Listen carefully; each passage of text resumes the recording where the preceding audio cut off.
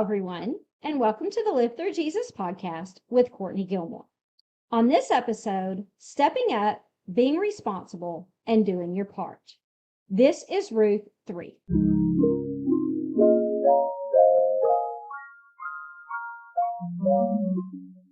So, how reliable are you? Are you someone that everyone knows they can call anytime they need something? The person that will do whatever needs to be done, no matter the cost to them? Or do you shirk your responsibilities and pawn it off on someone else? Today, we're going to take a look at this entire family. The first week, we saw that Naomi was trying to take care of Ruth and her other daughter-in-law by trying to get them to go back home to their families and find a husband and have a family of their own. And how Ruth did not do that. She took care of Naomi instead, went with her, and then she went to glean in the fields and provide for them. And then we saw how Boaz was kind to her. And we talked in that episode about how, her kindness was coming back on her. But today we're going to see how just everyone is working together. This person is taking care of this person at this moment. And then later, that person takes care of another. And they're all working together in order to do whatever is needed. And as soon as they're called upon, they step up. Everyone does what they should be doing, and they don't pawn it off on anyone else. And so let's go ahead and read in Ruth 3. The very first verse says, Naomi, her mother-in-law, said to her, "My daughter, should I not seek rest for you, that it may be well with you?" Remember, in the very first episode in chapter 1, verse 9, Naomi was telling both of her daughters-in-law, I want you to find rest in the home of a husband. And so she's using those exact same words here. And she says, shouldn't I seek rest for you? And so she hasn't forgotten the mission that she has, the way that she is going to take care of Ruth, right? She sent Orpah home, and Orpah's mom is the one and dad that are taking care of her and helping her find a husband. But this is Naomi's responsibility now. And now that they're settled in Israel, she's like, okay, I need to do my part. This is my responsibility, and I'm going to do what I need to do. And Boaz is the obvious choice, right? He's the one that she had previously said was their kinsman redeemer. And so in verse 2, she says, is not Boaz our relative with whom the young women you were working? See, he's winnowing the barley tonight on the threshing floor.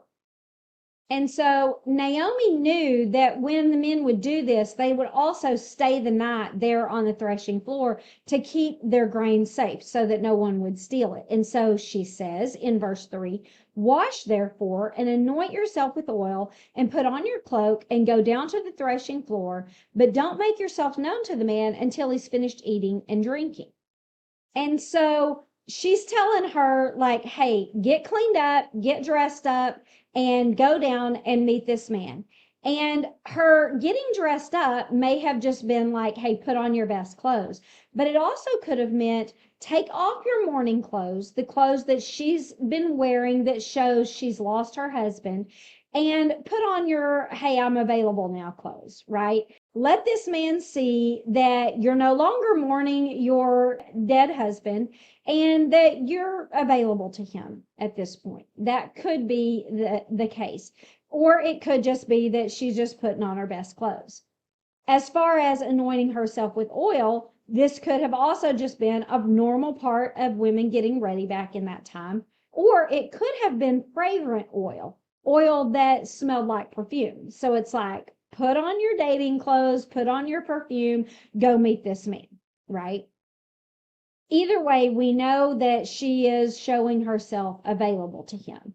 And so after she tells her to get ready, in verse 4, she says, wait until after he's done eating. She said that in verse 3. And then in verse 4, she says, but when he lays down, observe the place that he lays, and then go and uncover his feet and lie down, and then he'll tell you what to do. Now, this sounds strange to us, right? But what she's doing is Boaz would not have approached her because he's much, much older than her. And he knows that her husband has just died, and it would not be appropriate for him to approach her. And so she has to approach him and say, hey, I'm available and I'm choosing you. And by going and laying down at his feet, she's kind of showing her submission to him. The feet is, the lowliest part. And so she's saying, hey, I'm submitting myself to you, uncovering your feet, saying, I would like you to place your covering over me, be my protector. And so this is all a bit of symbolism on her part. And this is what Naomi is instructing her to do. And she says, after you do all of this, then Boaz will take it from there. And so in verse 5, Ruth says, okay, I'll do everything that you said.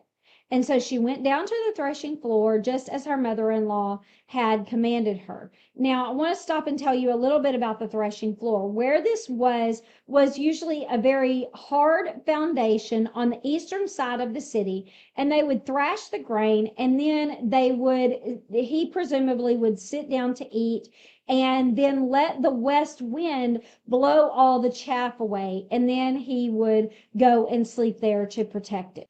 And so it says she does all this. And then in verse 7, it says, when Boaz had eaten and drunk and his heart was merry, he went down to lie at the end of the heap of grain. And then she came softly and she uncovered his feet and she lay down. At midnight, he was startled and turned over, and behold, there was a woman laying at his feet. And he said to her, who are you? And he's kind of asking, like, not only who are you, but what in the world are you doing here, right? And so she responds, I am Ruth, your servant. Spread your wings over your servant, for you are a redeemer. And do you remember whenever he first met her and he said, may the Lord reward you because you were so kind to Naomi and you've come here to seek refuge under his wings?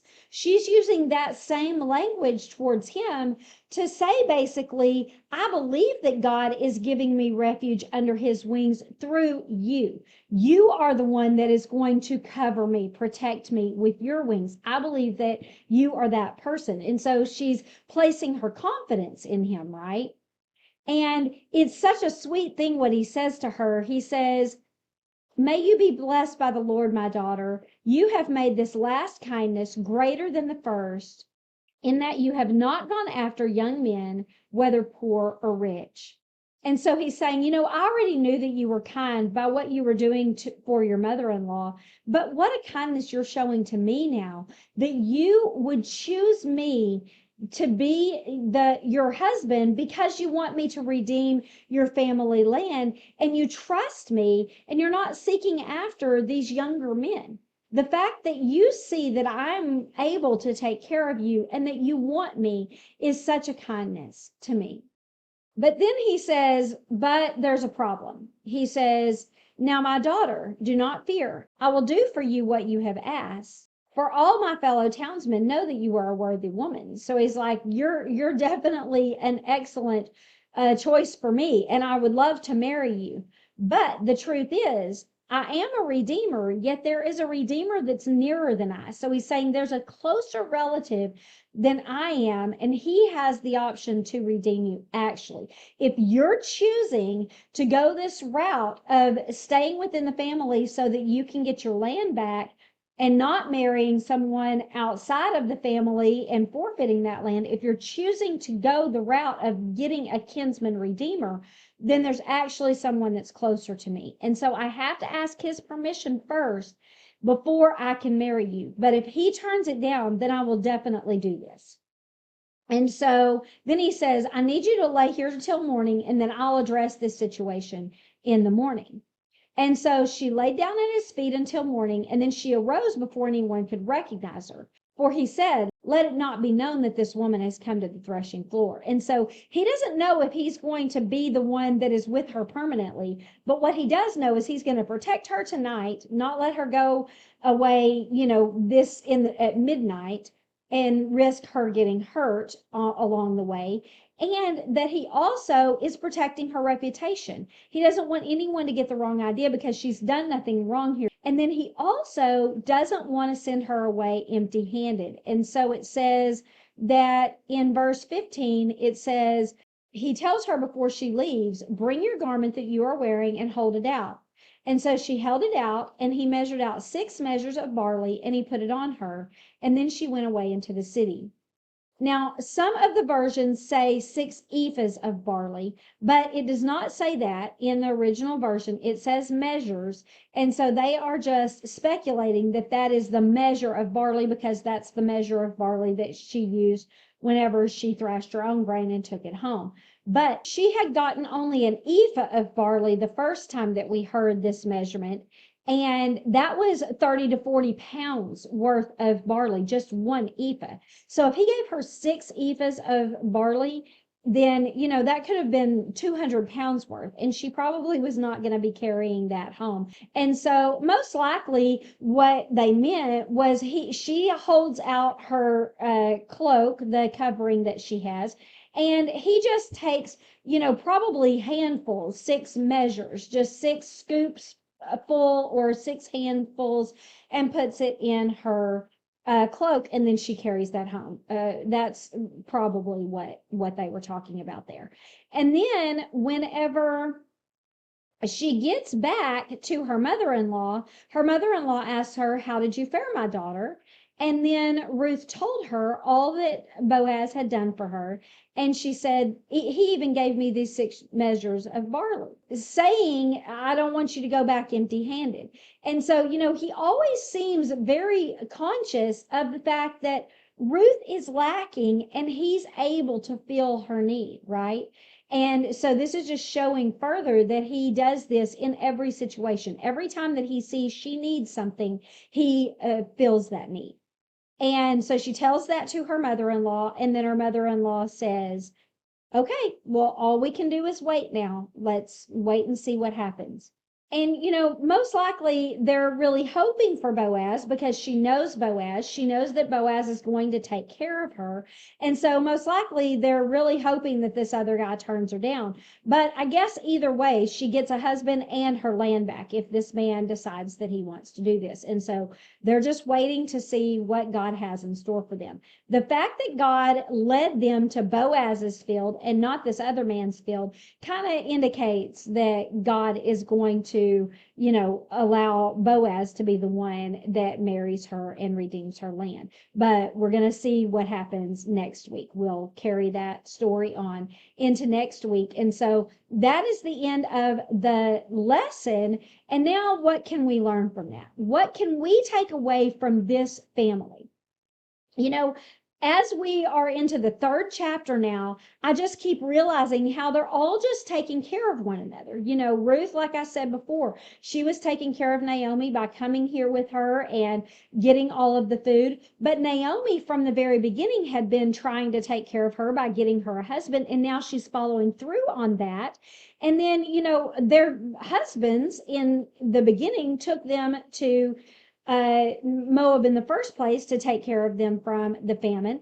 And then Boaz took care of them initially by, giving Ruth a field to glean in and giving her protection. And so everyone is doing this, and now they're asking that Boaz take care of them permanently. And he says that he's willing to do that. And so every time that they're presented with a situation to take care of another person, they do that. They step up and do what they're supposed to do, presumably out of duty and out of care, right?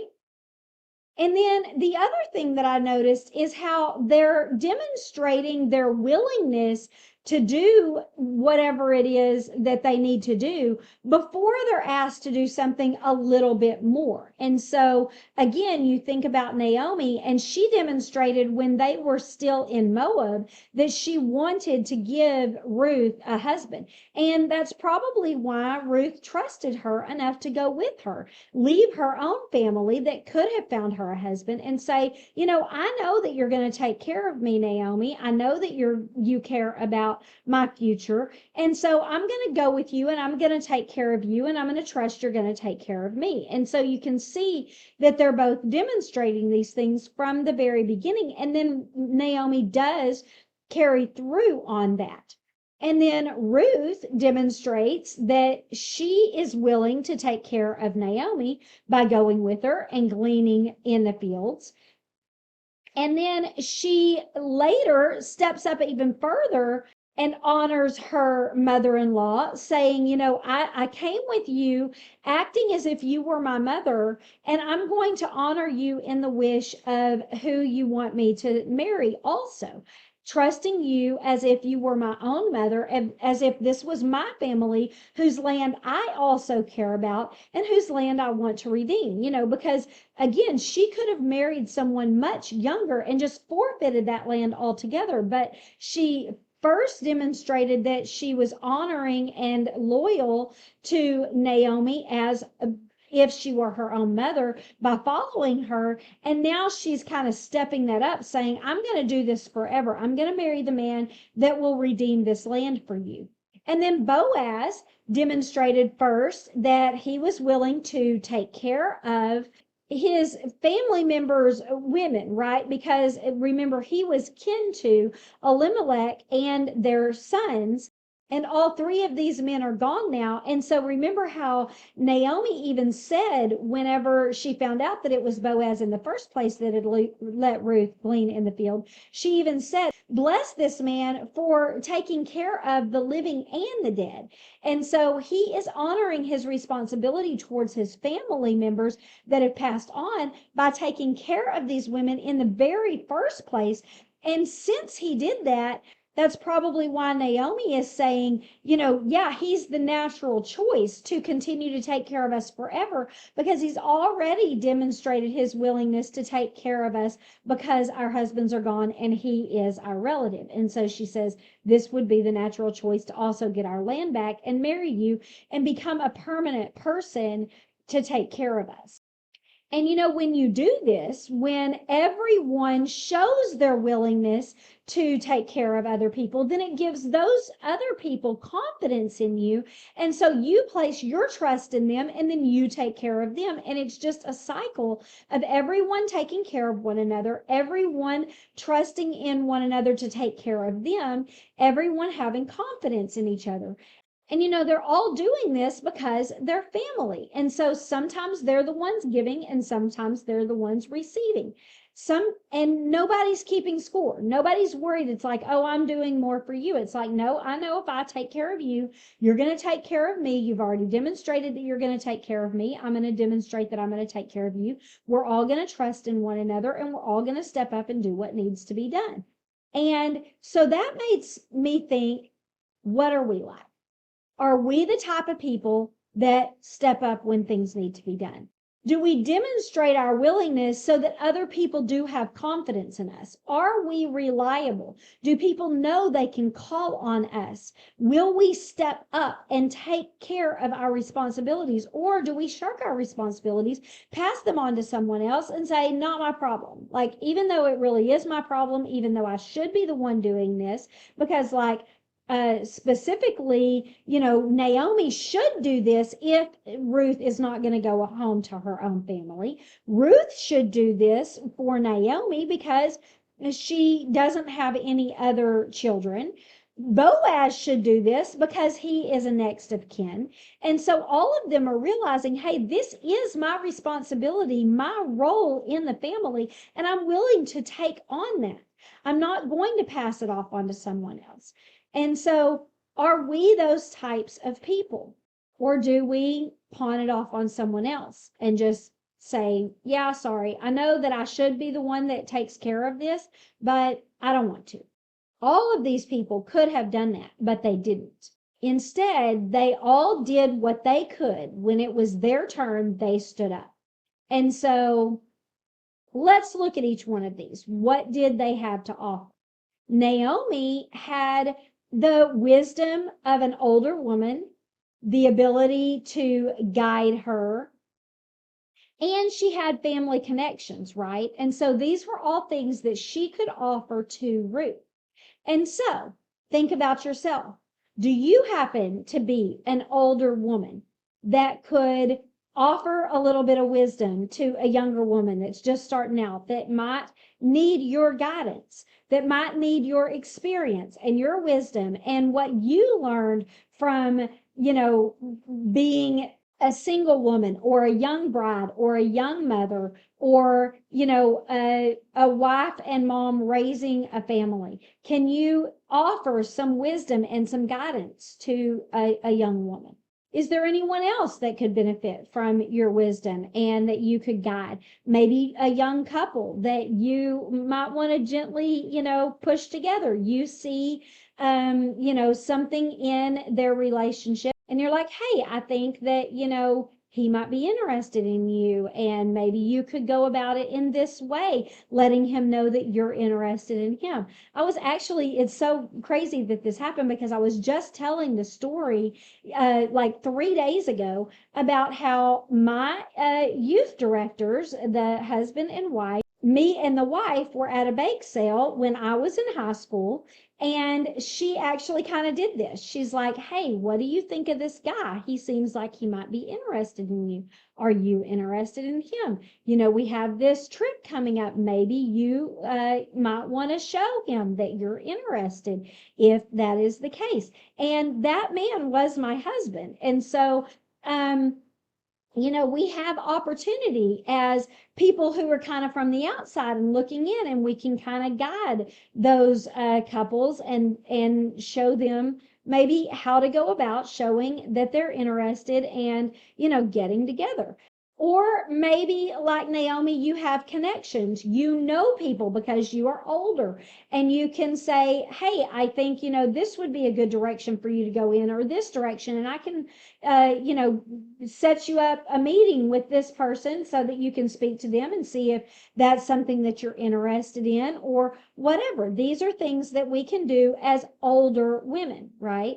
And so if you happen to be in a situation like that, then do that. The woman that I said set me and my husband up, sort of, she wasn't an older woman, even my age at all. She was a young woman, actually, who had a few kids and had only been married a few years, but I was younger than her and not in the same place. And so you don't have to be a, middle-aged woman or a grandma or a great grandma in order to do this. You just need to be someone that's a little further along than someone else, where you can say, hey, I've been where you are, and I have a couple of things that I could share with you that, might be of benefit to you since I've been in that same situation. And so if you're in that place where you could do that for someone else, then be like Naomi and do that.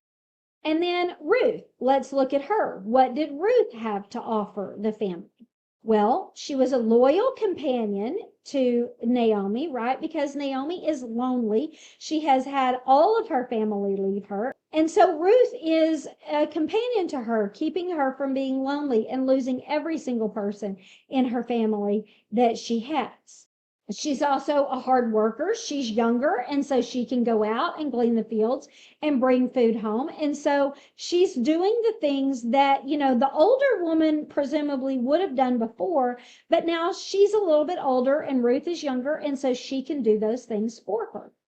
And then the third thing that she is she's defers to Naomi. She lets Naomi be the older, wiser woman that guides her. She listens to her and she says, okay, you want me to marry this man? I trust you and I'm going to do that.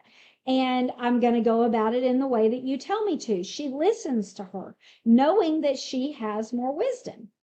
And so if you are a young woman, then is there an older woman that you could look to that you might be able to benefit from their experience, their wisdom, and that you would go to and say, hey, could do a little bit of work for you, do some of the things that maybe you aren't able to do anymore. And could you offer me your wisdom? And again, this doesn't have to be like an elderly woman that can't do anything for herself. Maybe it's a woman, like I was saying before, who has just a couple of kids and you have no children. And you say, hey, I'll come and I'll help you with your kids. And you can teach me how to be a good mom so that whenever I am in your same position, I will learn how. I'll see how you interact with your husband. I'll know how to be a good wife. I'll see how you interact with your children, and I'll learn how to be a good mom. Maybe it's just that. Or maybe it is an elderly woman, and you can go over there and you can say, hey, I can cook and I can clean for you, and I want to talk with you so that you can teach me things that maybe I need to know as a young woman so I don't make some mistakes that maybe you made or you saw other people make. And so these are the things that we can learn from Ruth. Another thing that we can learn from Ruth is that older people are sometimes lonely. They need our companionship. They need us to just come over and visit with them. Say, hey, I'll come over and I'll, sweep the floor and we'll chat. Even if we're not getting anything from it as far as their wisdom, we're just having a chat with them, just listening to their stories and being someone there that they can enjoy. And so if you're a younger person that could help a widow or an elderly person or someone who has some sort of need and you are able to fill that need, then do that. Okay, so this is what we can learn from Ruth. Now, what about Boaz? Boaz was their protector, their provider. He took care of them, and he also gave them hope for the future, right? Because this is a good temporary situation, Ruth going out and gleaning in the fields and taking care of Naomi, but they need a better permanent solution, right? They need a man to take care of them. In that day and age, you needed a man to take care of you. And so he provides that. He also provides the hope of a family for Ruth, her own children, her own husband, and a legacy for Naomi.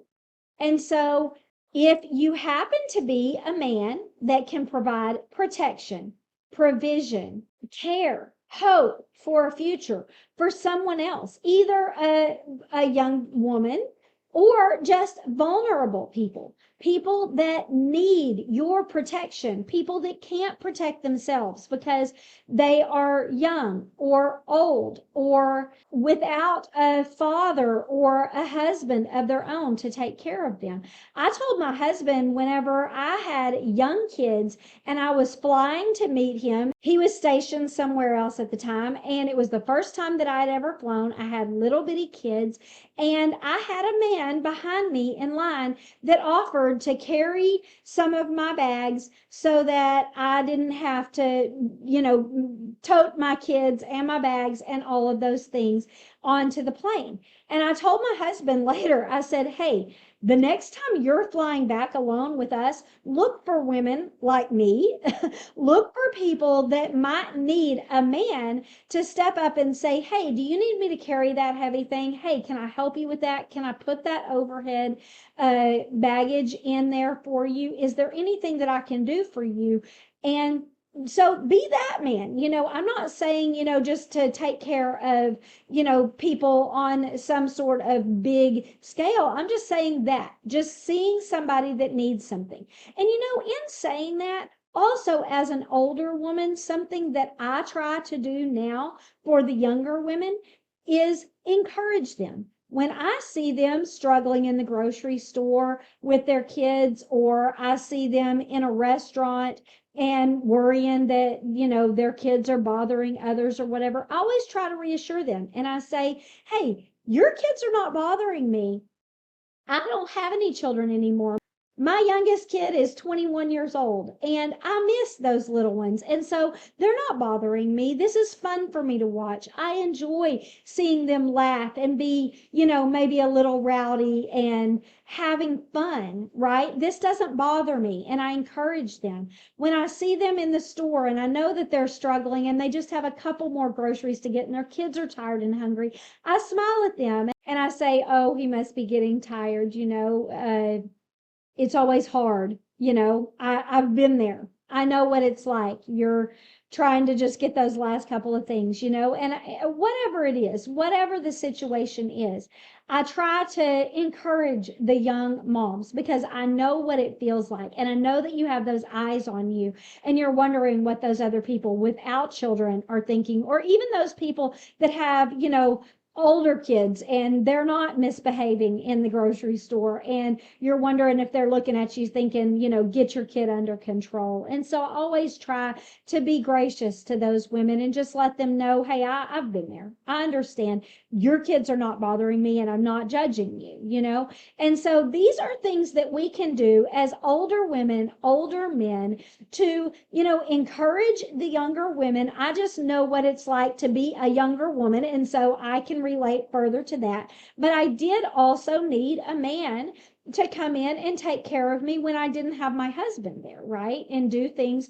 for me. I also, with having a husband deployed, oftentimes I had a guy down the street that I could call and say, hey, my lawnmower's not working. Is there a chance you could come over and look at it real quick? And so be that guy, the one that helps the women when they need it, okay? That takes care of the orphans and the widows and the elderly. Whether you're young or old or somewhere in between, man or woman, be the one that helps those in need, right? You see a need and you step up. Just be that kind of person. That's what we can see from these people. Help the least of these, right? That's what Boaz is doing. He is helping the least of these. And in saying that, listen to what it says in Matthew 25:34-40. And so it says, there will come a day when Jesus will say, come, you who are blessed by my Father, inherit the kingdom prepared for you from the foundations of the world. For I was hungry, and you gave me food. I was thirsty, and you gave me something to drink. I was a stranger, and you welcomed me.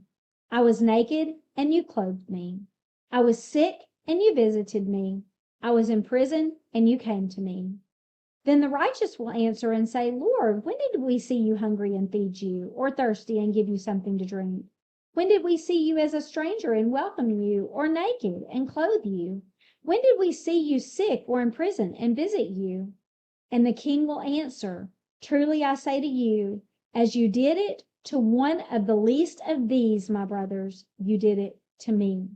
And so these are the least of these, the people that are hungry, the people that are thirsty, the people that are strangers and need visiting, the people that have no clothes, the people that are sick and need visiting, the people that are in prison and need visiting.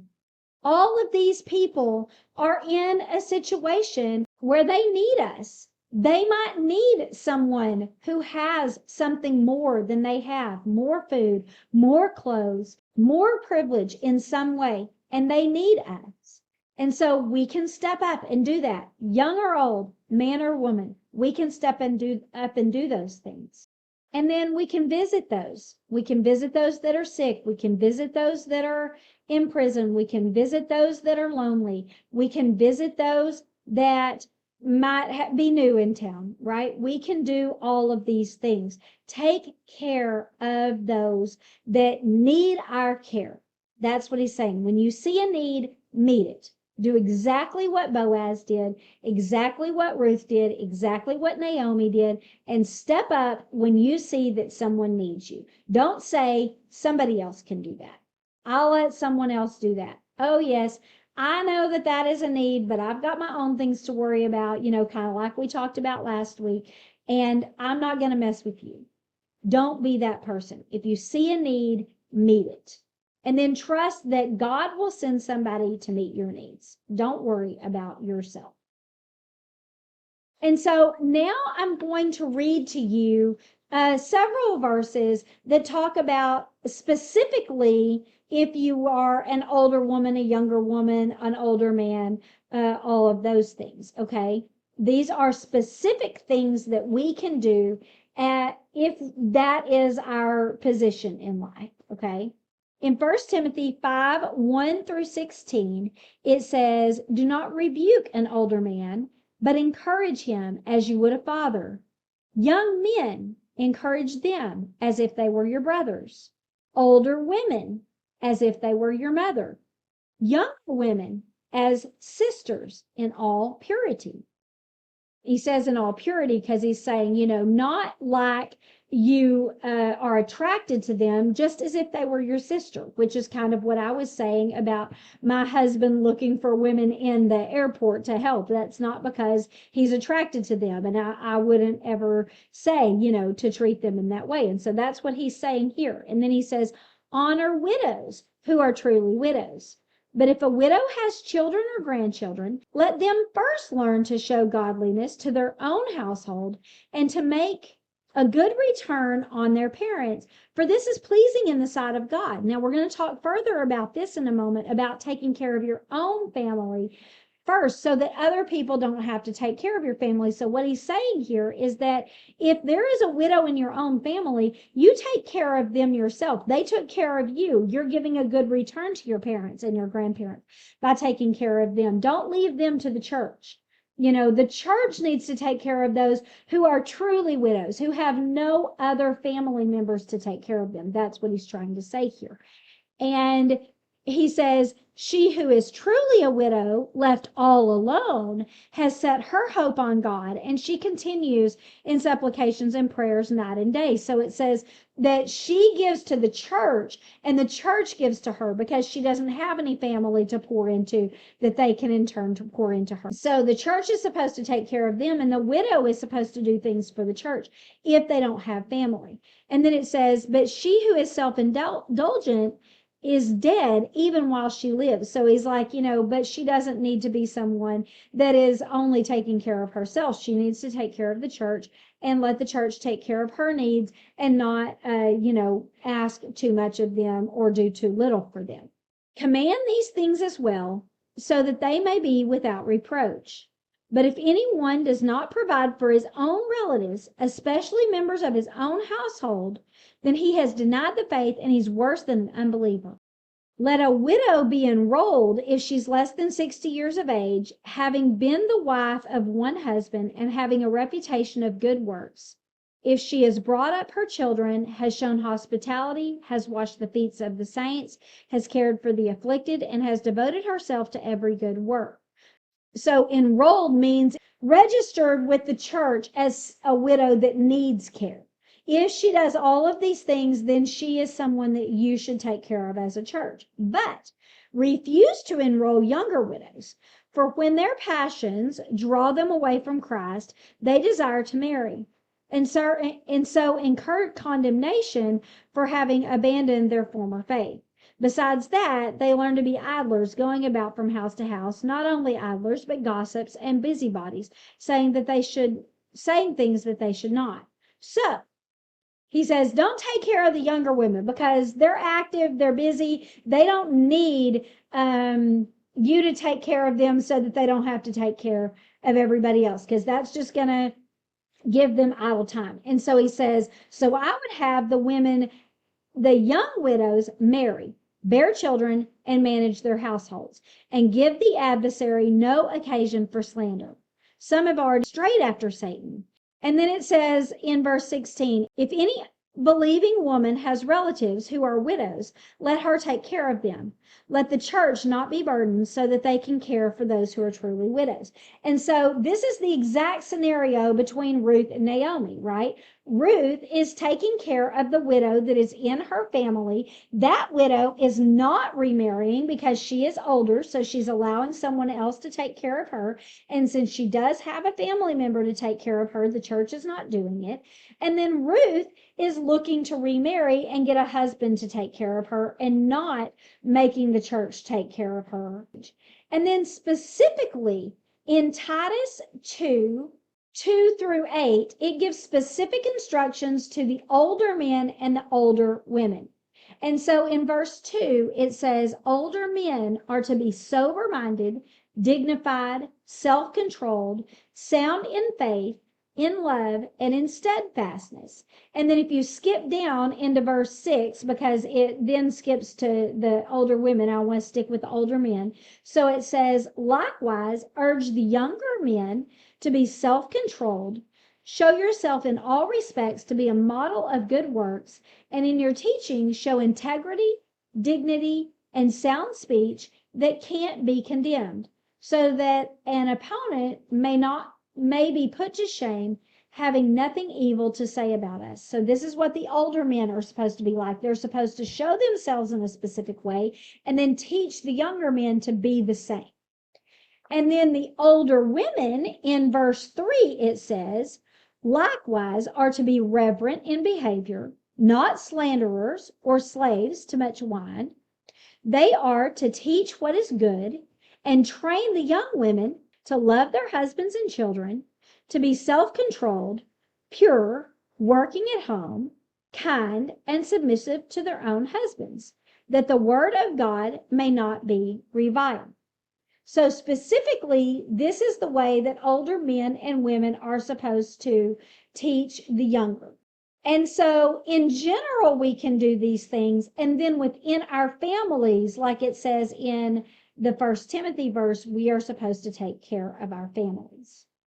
And so moms and dads, grandmas and grandpas, sisters and brothers, aunts, uncles, cousins, young, old, male, female, you have a part, right? Everyone has a role in the family. Everybody can step up and do something for someone else. We've talked about men and women, but also children, right? Children have a role in the family. One of their roles, obviously, is to obey their parents, but they also take care of their siblings. They also take care of their cousins. They teach them, they guide them. Everybody has a role. And so I want to ask you today, what is your role? What's your role in the family? Are you the comforter? Are you the protector? Are you the caregiver? Are you the provider? Are you the one that takes care of everything? Are you the one that knows people and you'll stay on that phone and call people until you get the job done? Are you the loyal one, the faithful one? The one that forgives, that gives mercy, that sticks by someone no matter how badly they mess up? Are you the confident one, the strong one, the courageous one? Or are you the quiet one that listens and lends an ear to other people? Are you insightful, thoughtful, able to see things that maybe everyone else in the family can't see? Are you helpful, encouraging, hopeful, gentle, caring? Are you decisive, detail-oriented, analytical? We need people like that, right? Are you the one that never gives up? The one that keeps going? Maybe you're just the funny one, the entertaining one, the one that helps everyone enjoy life, right? Everyone has a role. And some of them are contradictory. Maybe you're the peacemaker, or maybe you're the one that says, no, I'm standing up for justice. Maybe you're the one that takes charge, or maybe you're the one that's good at following directions, listening to instruction. Maybe you're the supportive one that tries to never say anything negative, or you're the one that says the thing that needs to be said, right? Maybe you're the stable one, the generous one, the hospitable one, the one that takes in all the strays, the one that's flexible and can adjust and help everyone else to adjust when everything is changing. We need everyone. And so what I'm telling you today is look at these three people and how they used what they could use in their time, in their station in life, and they helped people. And do the same. Whoever you are at your core, be that for the people that you love. Be the person that they need, whoever that is. And then that might change. As you get older and your situation changes, that might change. And so you have to be ready for that and say, you know, that used to not be my role in the family, but now it is, and I'm willing to step up. These are the things that we can learn from Ruth, Naomi, and Boaz. And so think about the things that we've talked about today and see how you can fulfill your role in the family, in the community, and step up where you're needed. And so that's the lesson for this week. Next week, we're going to talk about Boaz and Ruth and see if he gets to marry her or if it's the other person. So make sure you subscribe so you don't miss that next episode. All of these teachings on YouTube and podcast are free, but if you would like to read the lesson, get all of the scriptures, copy them, do them as a Bible study with your group, then you can subscribe to livethroughjesus.substack.com for $6 a month or $60 a year, and you can do these studies with me either personally or collectively.